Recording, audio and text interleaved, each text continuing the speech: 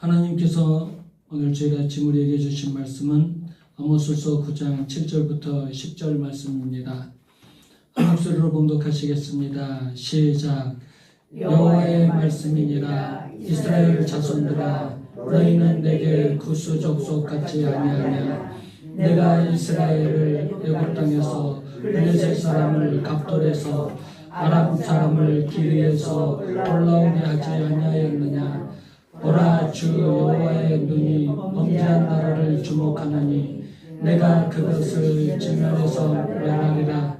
그러나 야곱의 집은 온전히 멸하지는 아니하리라. 여호와의 말씀이니라. 보라, 내가 명령하여 이스라엘 족속을 만국 중에서 체질하기를 채로 체질함같이 하려니와 근 한 알갱이도 땅에 떨어지지 아니하리라. 내 백성 중에서 말하기를 화가 우리에게 미치지 아니하며 이르지 아니하리라 하는 모든 죄인은 칼에 죽으리라. 아멘.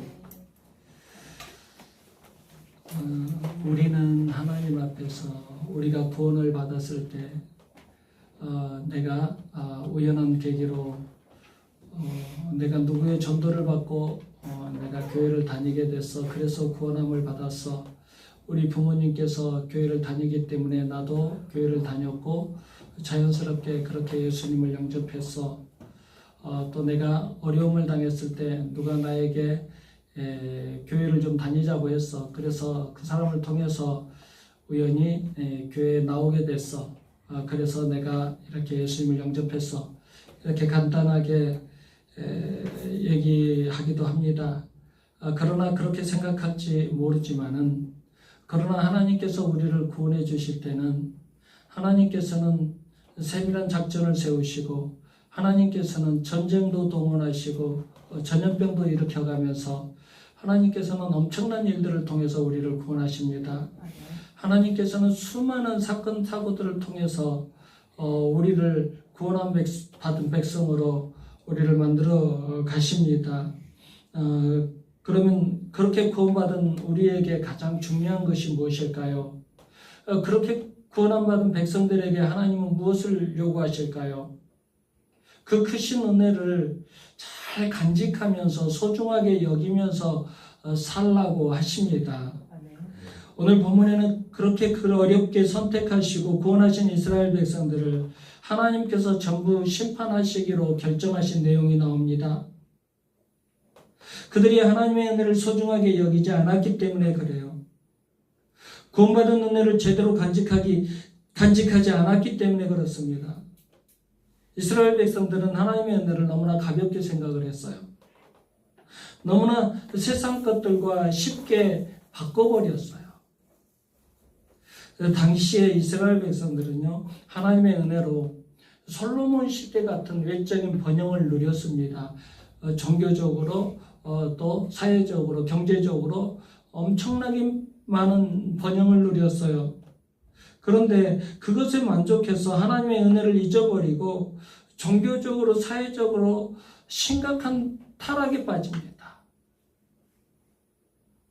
종교적인 혼합주의에 빠져버리고 또 부유한 자들이 권력자들이 가난한 자들을 함부로 여기고 또 가난한 자들의 것을 빼앗아 가지고 상아 코끼리 이빨로 궁궐을 지었다고 할 정도로 그렇게 호화스럽고 사치스러운 생활을 했어요.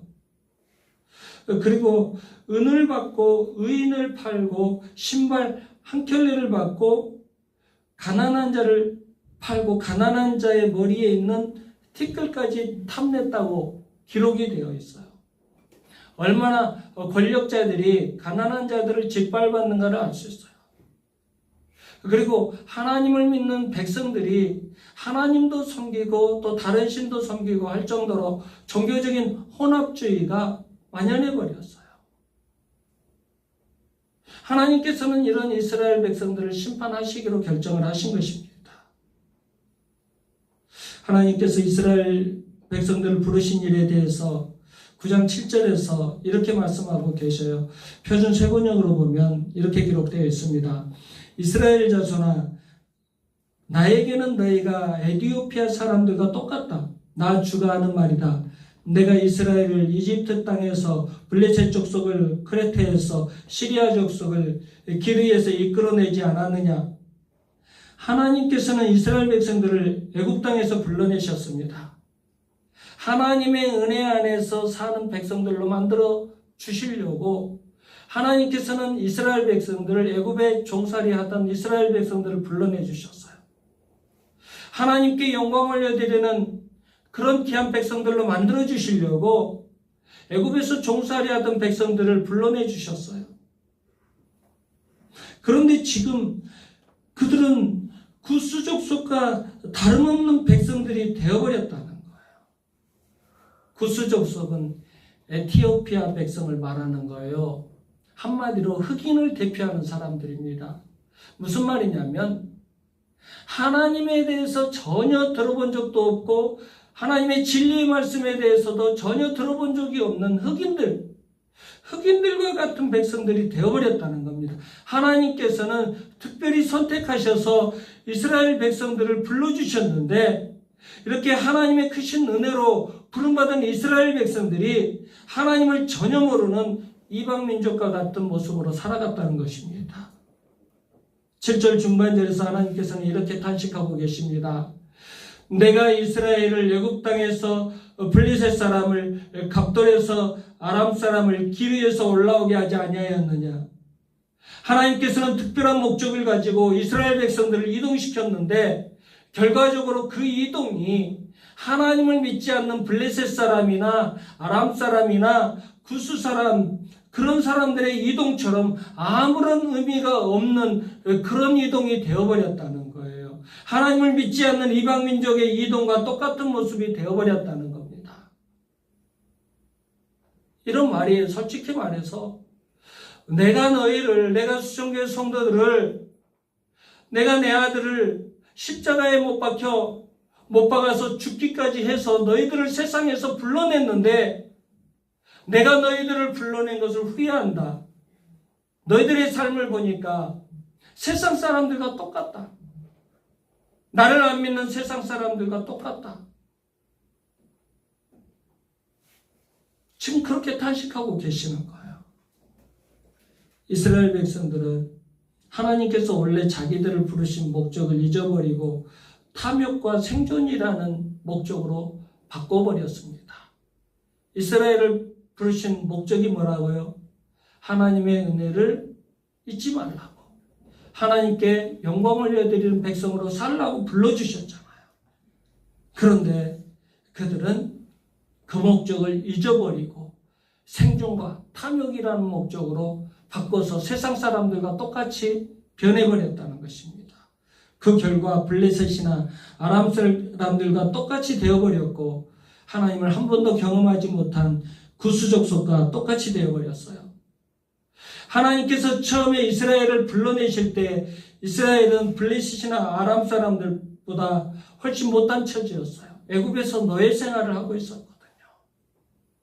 노예 생활을 하고 있는 백성들을 불러내셨어요. 그런 노예들을 불러내서 당신의 백성들을 삼으시고 가나안 땅을 차지하게 해주셨습니다. 축복해 주셨어요. 하나님께서는 이스라엘이 이런 하나님의 마음을 잘 헤아리고 하나님의 은혜를 저버리지 않고 하나님께 영광을 올려드리는 백성들이 되기를 원하셨어요. 잘나고 똑똑한 백성들을 부르면 자기들의 공로를 자랑할 것이 뻔하니까 하나님께서는 종살이하고 있는 애굽에서 종살이하고 있는 이 이스라엘 백성들을 부르셨어요. 노예들을 부르신 거죠. 그래서 모든 것이 다 하나님의 은혜이고 모든 것이 다 하나님의 인도하심이었다고 고백받고 영광 받으시려고 하셨던 거예요. 그래서 부르신 거예요. 그런데 그 결과가 어떻게 되어버렸습니까?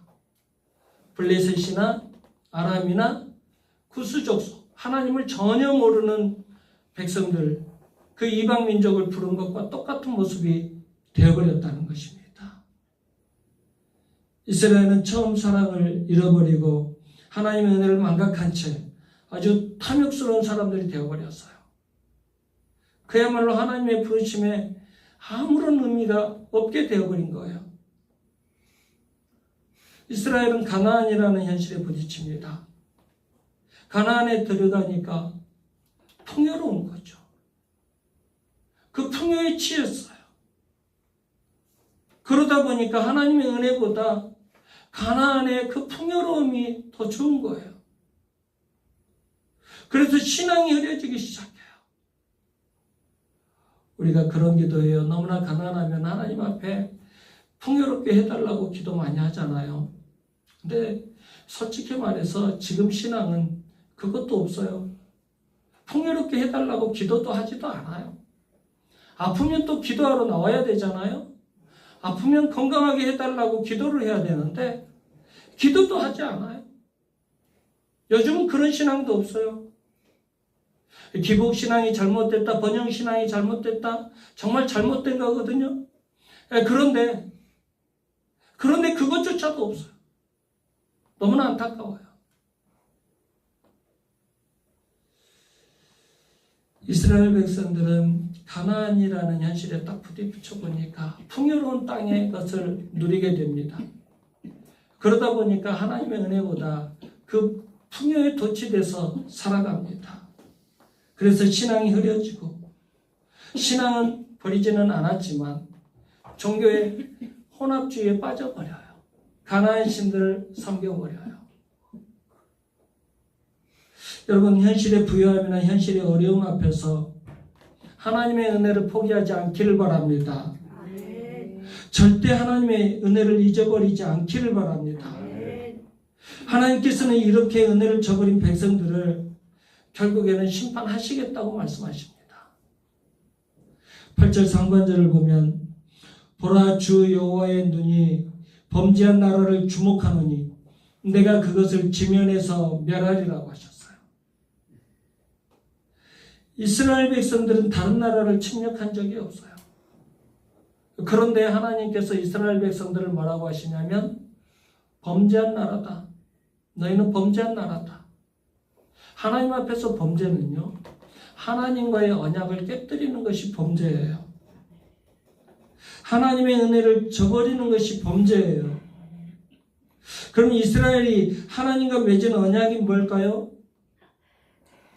말씀을 철저히 순종하겠다는 것이 언약이죠.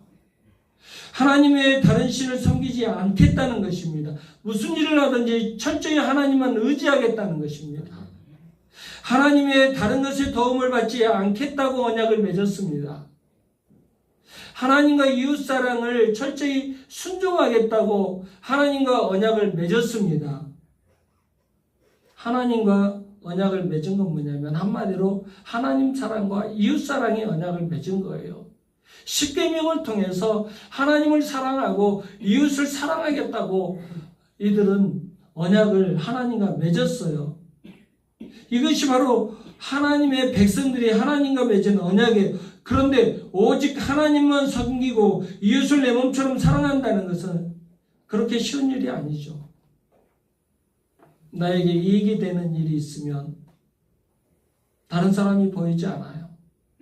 나에게 풍요가 주어지면 하나님이 보이지 않습니다. 나에게 어려움이 생기면 하나님을 찾아야 되는데 하나님을 찾지 않습니다. 나에게 어려움이 생기면 이웃을 돌아보지 않습니다. 그러니까 하나님 사랑과 이웃 사랑의 언약이 다 파괴되어 버린 거예요. 그렇게 되면 하나님과 맺은 언약이 다 깨져버린 거죠.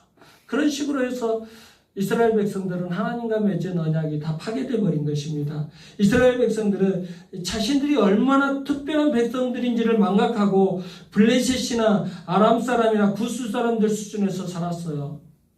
그러면서 이런 생각을 했어요. 하나님께서 우리를 부르신 이상 끝까지 우리를 책임져 주실 거야. 여러분들, 하나님께서 부르시면 끝까지 책임져 주십니까? 아멘. 내가 말을 안 들어도 끝까지 책임져 주십니까? 내가 이렇게 이스라엘 백성들처럼 하나님을 버리고 하나님과 언약을 다 파괴하고 살아도 하나님께서 끝까지 책임져 주십니까? 하나님께서 한번 구원해 주셨으니까 나는 아무리 죄를 지어도 하나님께서 사랑해 주실 거야. 이스라엘 백성들은 그런 마음으로 살았어요. 하나님이 어떤 사람인데, 어떤 분인데 나를 버려? 나를 버리면 하나님, 사랑의 하나님이 아니지. 그런 식의 생각을 했던 거예요. 그럼 이런 마음은요, 하나님을 조롱하는 거예요. 하나님을 이용하려고 하는 거예요. 하나님 절대 우리에게 이용당하지 않으십니다. 하나님 절대 우리에게 이용당하지 않으세요. 하나님은 절대 하나님을 사랑해 주는 만큼 우리가 하나님을 사랑해 주시는 것을 원하셔요. 여러분들 하나님의 은혜를 잃어버리지 않기를 바랍니다. 하나님을 이용하려고 하는 사람들요, 반드시 심판하시겠다고 말씀하십니다. 그러면 우리가 지속적으로 하나님의 축복을 받으려면 어떻게 해야 될까요? 구원의 은혜에 감사하고 그 은혜를 세상의 값싼 것들과 바꾸지 않아야 돼요. 우리가 바라는 돈, 명예, 성공은 구원의 은혜에 덤으로 따라오는 거예요. 이 우선순위가 바뀌면 안 돼요. 하나님의 나라와 하나님의 의를 구하면 돈, 명예, 성공은 자연스럽게 따라오는 거예요. 내가 하나님을 믿을 때에 돈, 명예, 성공을 먼저 바라면 안 돼요. 내가 그것이 생기면 내가 하나님께 영광 올려드릴게요. 이렇게 하는 믿음과 내가 하나님께 영광 올려드릴게요 하고 하나님 앞에 충성을 다해보세요. 그러면 하나님께서 건강도 주시고 돈도 주시고 명예도 주시고 성공도 주십니다. 우선순위를 바꾸면 안 돼요. 우리의 신앙의 우선순위가 정확해야 돼요. 하나님의 나라와 하나님의 의를 먼저 구하라. 아멘. 그러면 이 모든 것을 너희에게 더하시리라. 이 우선순위를 정확하게 하시기 바랍니다. 이 우선순위를 바꿔버리면 그때부터 우리의 신앙은 변질되게 되어 있어요. 구원의 은혜에 만족하지 못하고 돈이나 명예나 성공을 먼저 요구하면 안 돼요. 구원의 은혜에 만족하지 못하고 이런 것들을 요구하면 하나님께서 우리에게 이런 책망을 하실 것입니다.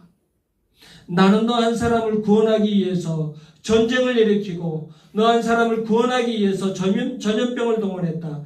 그런데 너는 이 귀한 은혜를 세상의 값싼 것들과 바꾸려고 하느냐? 이렇게 책망하실 거예요. 히브리서 2장 3절을 보면 우리가 이같이 큰 구원을 등한히 여기면 어찌 그 보응을 피하리요라고 했어요. 하나님께서는 예수 그리스도를 통해서 크신 너무나 값지고 귀한 구원을 우리에게 허락해 주셨어요. 아멘. 그런데 우리가 그 구원을 등한히 여기면 어찌 보응을 피하리요? 심판하신다는 겁니다. 구원의 은혜는 그 어떤 것과도 바꿀 수 없는 거예요. 바울은 그 큰 구원의 은혜를 깨달은 사람이에요. 그래서 그 구원의 은혜를 깨닫고 나서 생각해 보니까 자기의 명예, 자기의 출신 성분, 가말리엘 문화의 문화생, 어떤 자기의 학문적인 배경, 유대인의 종교의 어떤 지도자로서의 그 스펙, 어떤 그런 환경들, 그런 것들을 다 배설물처럼 여길 수 있었어요. 예수 그리스도의 그 십자가의 구원의 은혜와 도저히 바꿀 수 없는 것들이거든요. 그래서 다 포기한 거예요. 다 배설물처럼 내려놓을 수 있었어요. 우리도 구원의 은혜를 잊어버리고 세상으로 달려가면 블레셋 사람이나 아람 사람이나 구수 사람이나 그런 사람들과 똑같이 되어버려요. 하나님과는 전혀 상관이 없는 그냥 오직 먹고 마시고 사는 그런 생존의 문제에만 매달려 있는 그런 사람들이 되고 맙니다. 그러면 하나님을 버리고 탐욕스러운 인간들이 되고 맙니다. 그럼에도 하나님께서는 이스라엘 백성들을 완전히 멸망시키지는 않겠다고 하십니다. 8절 하반절부터 9절을 보면 그러나 야곱의 집은 온전히 멸하지는 아니하리라. 여호와의 말씀이니라. 보라 내가 명령하여 이스라엘 족속을 만국 중에서 체질하기를 채로 체질함같이 하려니와 그 한 알갱이도 땅에 떨어지지 아니하리라고 하십니다. 이스라엘 백성들이 하나님의 은혜를 소홀히 했을 때 하나님께서 분명히 말씀하십니다. 멸망시킬 것이다. 멸망시킬 것이다라고 작정하셨어요. 선포하셨어요. 그런데 그런 와중에도 한 가지 일을 행하시겠다고 약속하십니다. 그 일이 무슨 일이십니까? 알갱이와 쭉정이를 나누는 체질을 하시겠다는 거예요. 체질을 하시겠다는 거예요. 온 백성들이 다 죄로 물들어 있는데 우상을 숭배하고 탐욕으로 가득 차 있고 권력자들은 가난한 자들을 함부로 짓밟는 삶을 사는데 이렇게 나라가 죄로 물들어져 있는데 내가 심판할 것이다. 멸망할 것이다. 멸망시킬 것이다. 그런데 멸망의 과정 속에서 내가 반드시 한 가지 일을 할 것이다. 그것은 체질이다. 체질. 하나님께서는 다 버리지 않으시고 알갱이는 남겨두시겠다고 하십니다. 그러면 누가 알갱이에요? 하나님께서 진노하시는 중에도 하나님께로 돌아오는 사람이 알갱이죠. 하나님께서 심판하시는 중에도 겸손히 주님 앞에 무릎 꿇고 용서를 구하고 회개하고 주님 앞에 돌아오는 사람이 알갱이죠.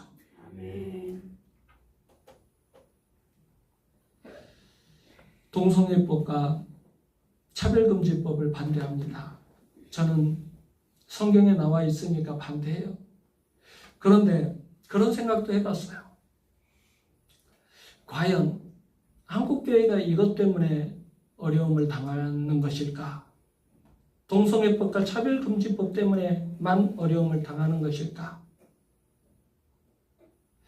작년 한 해만 40만 명이 이탈했다고 해요. 기독교인들 중에. 이재철 목사님 설교 중에서 나오더라고요. 장로교 주요교단 4교단하고 감리교 성결교만 침례교 순복음 이런 데 포함시키지 않고 감리교 우리 기독교에 대한 성결교까지만 해서 주요 교단 6개 교단에서 40만 명이 이탈했대요. 그래서 코로나 때 같이 잠깐 쉬었다가 나올 겁니까? 그런 사람들이 아니라 그냥 교회를 안 다니겠다고 신앙생활 하지 않겠다고 떠난 사람들이 40만 명이래요. 이거 자체가 심판 아닙니까? 이거 자체가 심판이잖아요. 저는 하나님께서 이미 처지를 하셨다고 생각을 해요. 동성애법, 차별금지법, 이것 때문에 이것이 통과되면 하나님의 심판을 받는다고 우리 목사님들이 소리치더라고요. 막아야죠. 성경에서 반대되는 거니까 막아야죠.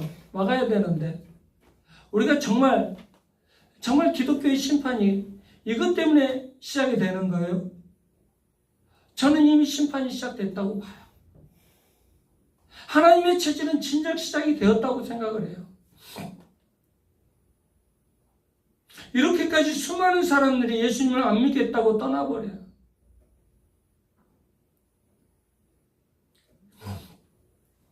그 심판은 우리의 잘못도 있지만 스스로가 못 견뎌내는 거예요. 게을러서. 또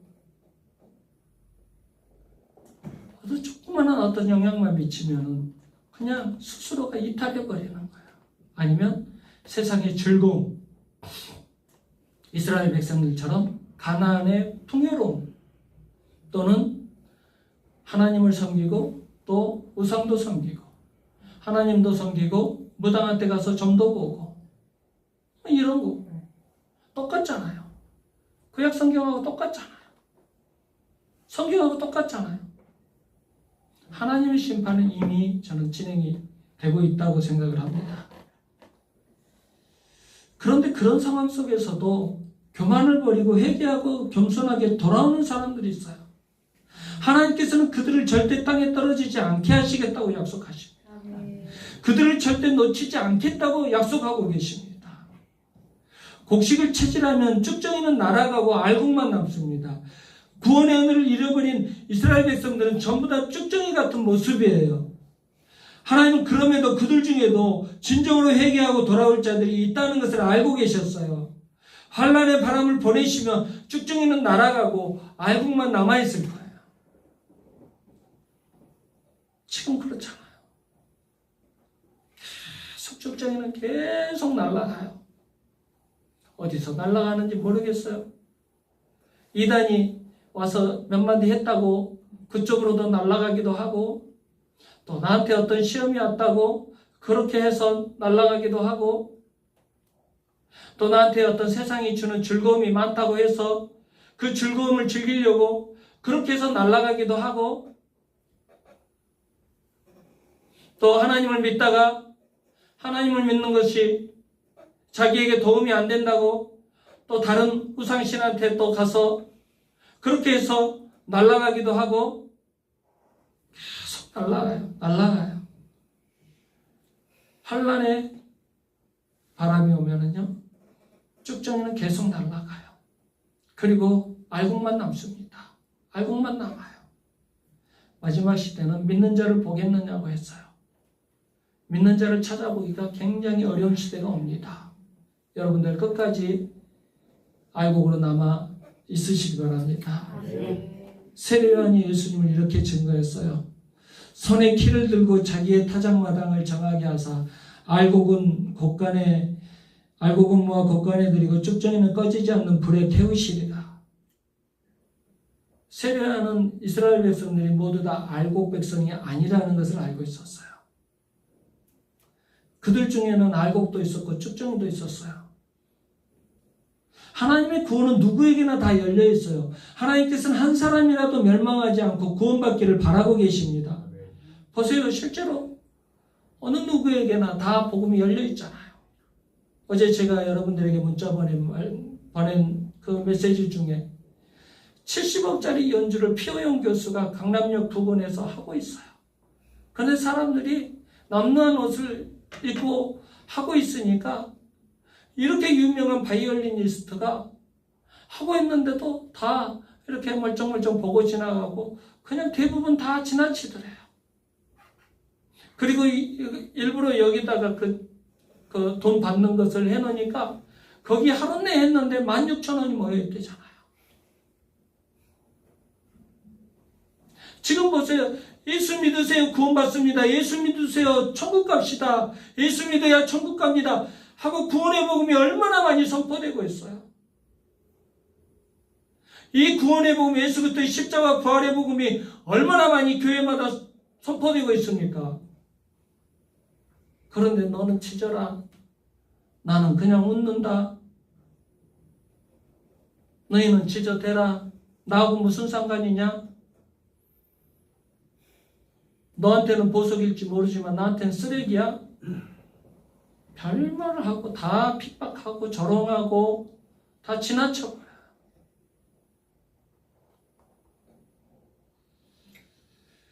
다 구원의 문이 열려있지만 이 구원의 복음을 받아들이려고 하지 않아요. 그럼 이 구원을 누가 받습니까? 겸손한 사람들이 받는 거예요. 끝까지 겸손한 사람이 받는 거예요. 환난 중에도 주님 앞에 엎드리고 나온 사람들이 이 구원을 받는 거예요. 세상에 우리가 무슨 미련이 남아있어요. 자기가 노예였다는 사실을 평생 동안 잊지 않는 사람이 이 구원의 은혜를 받아 누리는 거예요. 그런 사람들이 하나님의 구원을 소중하게 여깁니다. 이 앞주에도 말씀드렸지만 전도하는데 사실 믿지 않는 사람보다 믿었다가 탈락하는 사람이 많아요. 예수님을 믿었는데 지금 믿지 않는 사람들이 교회를 안 다닌 사람이 많아요. 옛날에는 다녔다고 하고 자기가 옛날에 교회 권사였다고 하고 또 집사였다고 장로였다고 하는 사람들, 교회 청년 때까지 다녔다고 하는 사람들이 많아요. 그런데 목사의 말 한마디 때문에 시험 들어서 안 나간대요. 장로하고 싸워서 교회를 안 나간대요. 여러 가지 사정들 때문에 교회를 안 나간대요. 앞으로 또 교회를 안 나가겠대요. 안 나가면 지옥 가는데요? 예수님 믿으셔야죠. 근데 세상 사람들과 똑같아요. 천국 봤어요? 지옥 봤어요? 이런 정도예요.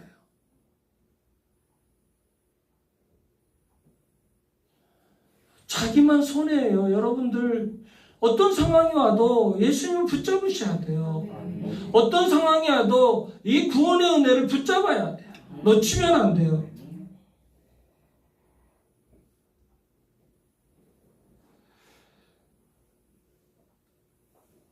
하나님은 당신의 백성들에게 환난을 주십니다. 환난을 통해서 알곡으로 만들어 가십니다. 환난을 통해서 교만이 쳐들지 못하도록 체질을 내 가십니다. 그래서 주님의 도우심이 아니면 아무것도 할 수 없다는 것을 고백하도록 만들어 가십니다. 고난은 우리의 신앙을 연단시켜요. 불로 금을 연단하면 모든 불순물이 빠져나와서 순금만 남아요. 마찬가지로 우리 그리스도인들에게 고난이 오면 모든 습성이, 모든 못된 습성이, 못된 교만들이 다 빠져나와요. 정결하게 됩니다. 깨끗하게 됩니다. 단단해집니다. 우리는 이 부분을 잘 깨달으셔야 돼요. 그래서 고난이 올 때 원망하고 불평하면 안 돼요. 사탄은 말해요. 예수 믿으면 고난 안 받는다. 사탄이 속삭임이에요. 예수 믿어도 고난 받습니다. 여러분들 예수 믿어도 고난 받습니다. 예수 믿어도 어려움을 당합니다. 하나님께서는 그 고난을 통해서 우리를 연단시키십니다. 고난당하는 것이 내게 유익이라고 했어요. 채찍이 없는 자녀는 사생아라고 했어요. 여러분도 한번 생각을 해보세요. 내가 사랑하는 자녀를 채찍을 안 둘 수가 있나요? 잘못된 길로 가는데 내가 사랑하는 자녀는 채찍 둡니다. 싫은 소리도 합니다. 하나님께서는 당신 백성들이 은혜를 저버리고 정말 세상 사람들과 똑같이 가려고 할 때 채찍 드십니다. 환난 주십니다. 고난 주십니다. 고난이 왔을 때 더 겸손히 하나님께 나와서 엎드리시기 바랍니다. 더 깊이 하나님을 알아가시기 바랍니다. 그럼에도 불구하고 끝까지 깨닫지 못하고 교만한 사람들이 있어요.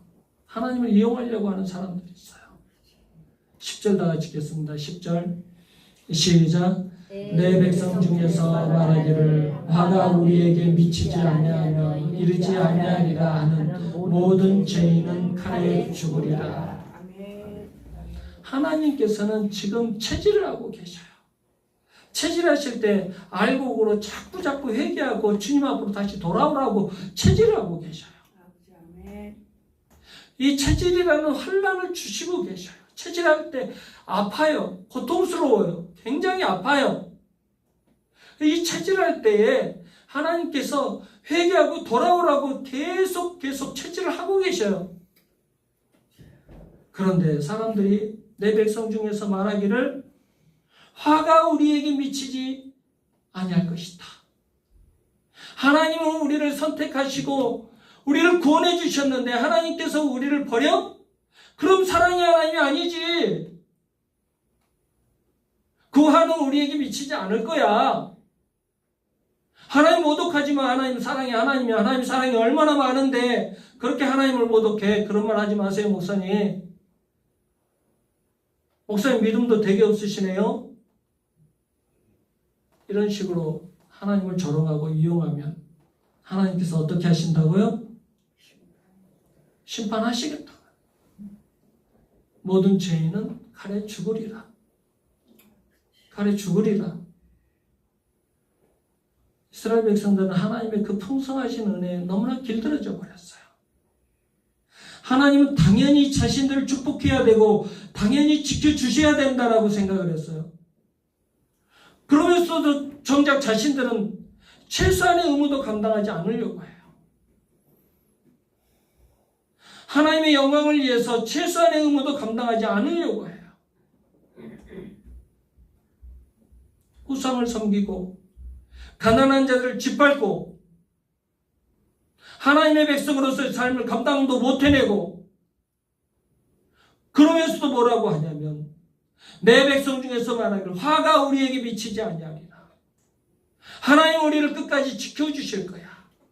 걱정하지 마. 하나님은 사랑이 풍성하신 분이야. 은혜의 하나님이시여. 은혜의 하나님이시여. 하나님의 사랑을 무시하냐? 그런 말 하지 마.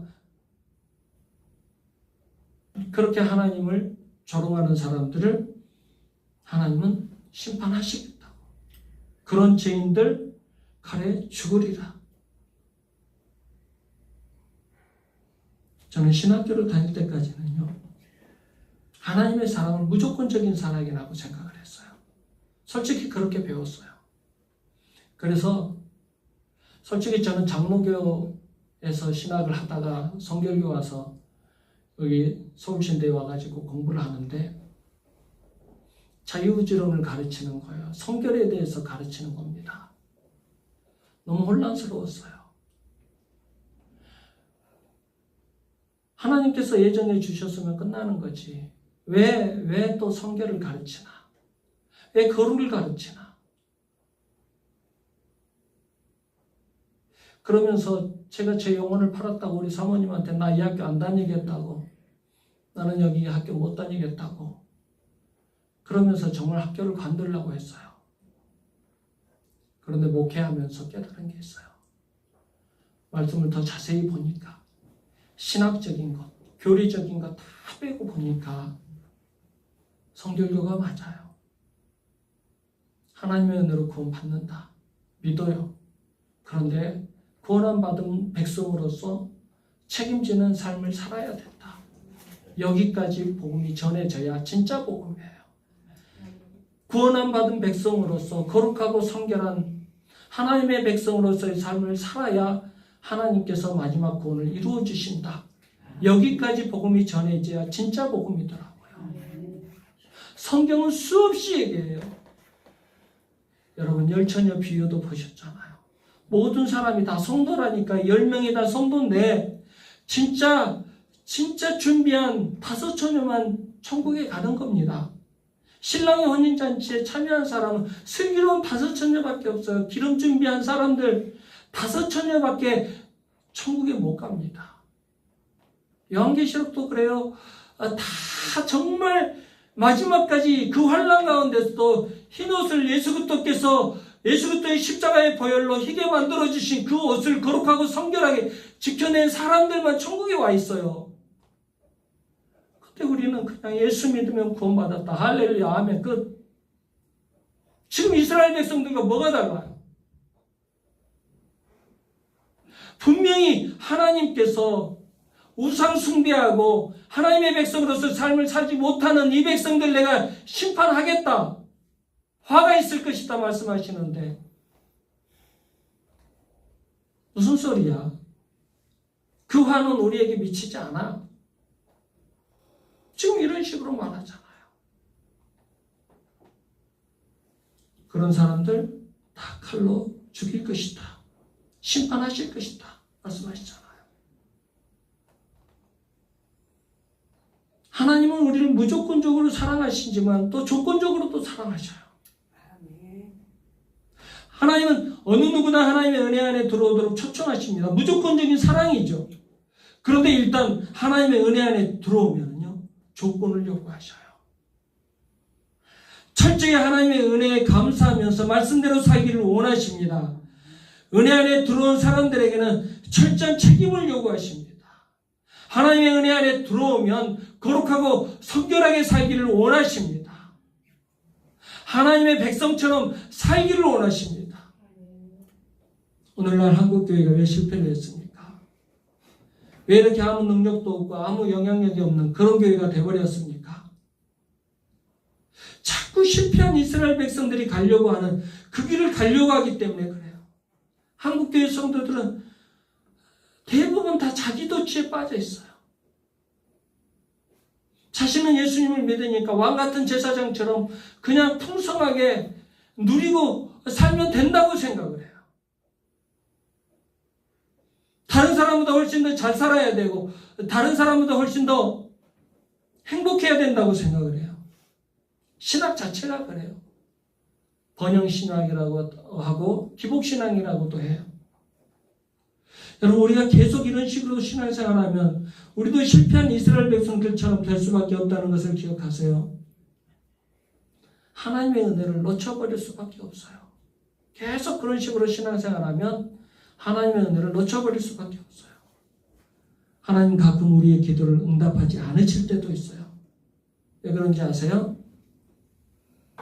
그 은혜에 길들여져 버릴까 봐서. 무슨 말이냐면 신앙은 자판기가 아니라는 거예요. 내가 그냥 기대하는 대로, 기도하는 대로 뚝딱뚝딱 누르면 뚝딱뚝딱 떨어지는 게 아니에요. 하나님께서는 어떤 상황 속에서도 하나님을 붙잡기를 원하셔요. 모든 것이 하나님의 은혜입니다. 하나님은 하나님밖에 없습니다. 나는 하나님이고 너희는 연약한 인간일 뿐이다. 너희는 나의 은혜가 아니면 절대 살 수 없는 존재야. 하나님께서 이 말씀을 깨닫게 하시려고 하나님께서 우리의 기도를 응답해 주지 않으실 때가 있어요. 우리도요, 어떤 질병이 있어요. 그러면 하나님께서 그것을 놔두실 때가 있어요. 왜 그러냐면 그 질병 때문에 하나님을 붙잡거든요. 하나님의 은혜 안에 머물리려고 몸부림치거든요. 우리에게 어떤 어려움이 있어요. 그것을 해결해 주지 않으실 때가 있어요. 무슨 뜻이냐면 그것을 붙잡고 기도하게 해주시려고 그러는 거예요. 그거 해결되면 하나님을 안 찾거든요. 강해지고 풍성해지면 하나님을 떠나버리거든요. 그래서 그냥 놔두시는 거예요. 그것을 붙잡고 기도하도록, 그것을 붙잡고 하나님의 은혜의 세계 안에 머물도록 하나님께서 그냥 그것을 놔두시는 거예요.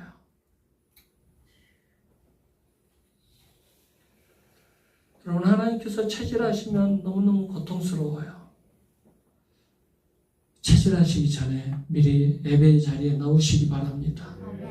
체질하시기 전에 기도하시기 바랍니다. 체질하시기 전에 말씀에 순종하시기 바랍니다. 체질하시기 전에 원망불평 다 버리세요. 체질하시기 전에 시기질도 다 버리세요. 체질하시기 전에 생각나는 죄 다 버리세요. 체질하시면 굉장히 고통스럽습니다. 체질하시기 전에 거룩과 성결 지켜나가시기 바랍니다. 하나님께서 나 한 사람을 구원하시기 위해서 전쟁을 일으키시고 전염병을 동원하실 만큼 준비하시고 일하셨습니다. 우리는 그 크신 은혜로 구원을 받았습니다. 그 크신 은혜 앞에서 이렇게 고백하시기 바랍니다. 저를 따라서 해주시기 바랍니다. 하나님, 이제 더 이상 저는 없습니다. 하나님, 이제 더 이상 저는 없습니다. 크게 해주시기 바랍니다.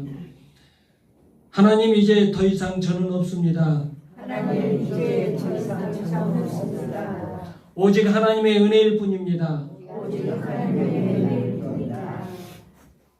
끝까지 하나님의 은혜를 붙잡고 살아가시길 주님의 이름으로 축원합니다. 기도하겠습니다. 벌레만도 못한 저희를 구원해 주시려고 독생자 예수 그리스도를 이 땅에 보내주셔서 십자가를 지게 하신 하나님 아버지 진심으로 감사드립니다. 우리가 구원받은 것은 나의 의지와 노력이 아니라 전적인 하나님의 은혜였습니다. 그러나 이 귀한 은혜를 붙잡지 못하고 세상 사람들처럼 살아갈 때가 너무나 많이 있습니다. 세상이 주는 즐거움과 쾌락을 쫓아가면서 약하고 가난한 자들을 업신여길 때도 있었습니다.